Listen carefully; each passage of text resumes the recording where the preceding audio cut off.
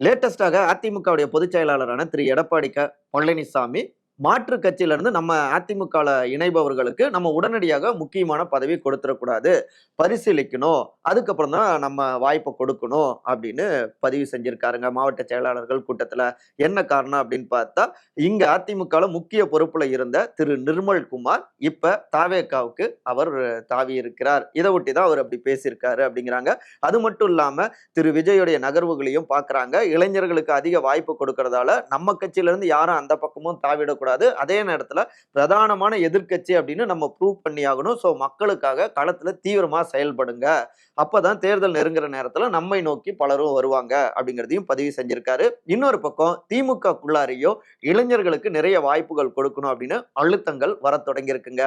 ஏன்னா தாவேக்கால புதிய பொறுப்பாளர்கள் கூட அனைவருமே இளைஞர்களா இருக்காங்க.